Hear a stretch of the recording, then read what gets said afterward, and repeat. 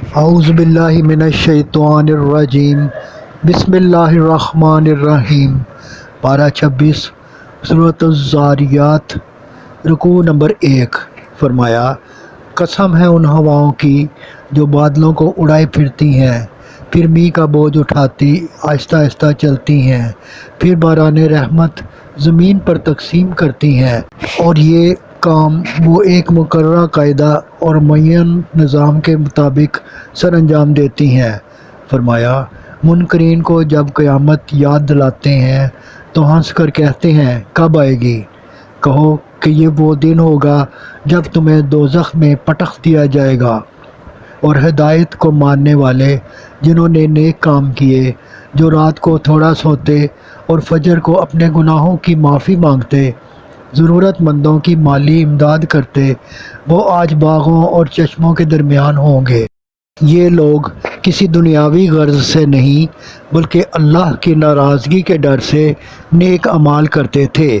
فرمایا، روزی جس کا تم سے وعدہ کیا گیا تھا اس کا انتظام اوپر سے ہی کر دیا گیا ہے، اور یہ حق ہے۔ رکوع نمبر 2۔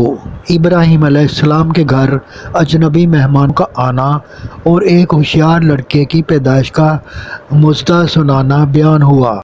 پارہ 27۔ رکوع نمبر 2۔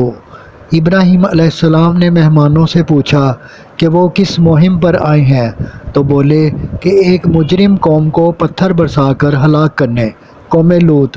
پھر فرعون، قوم عاد، ثمود، قوم نوح کی تباہی کا احوال بتایا۔ رکوع نمبر 3۔ فرمایا، زمین و آسمان کو بنایا، ہر چیز کے جوڑے بنائے، اور بتایا کہ ہمارا انکار مت کرو اور کسی کو ہمارا شریک یا برابر نہ مانو۔ فرمایا، یہ لوگ رسول اللہ صلی اللہ علیہ وآلہ وسلم کی بات نہیں سنتے، تو پہلوں نے بھی رسولوں کو جھٹلایا۔ بہرحال آپ صلی اللہ علیہ وآلہ وسلم نے اپنا فرض پورا کیا۔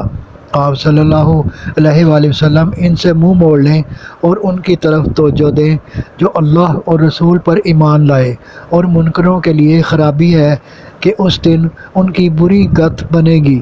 صدق اللہ العظیم۔ آپ سے گزارش ہے کہ چینل کو سبسکرائب کر دیں اور گھنٹی کے بٹن کو دبا دیں۔ دعا ہے کہ اللہ تعالیٰ آپ کو صحت و تندرستی والی زندگی عطا فرمائے۔ آمین آمین آمین یا رب العالمین۔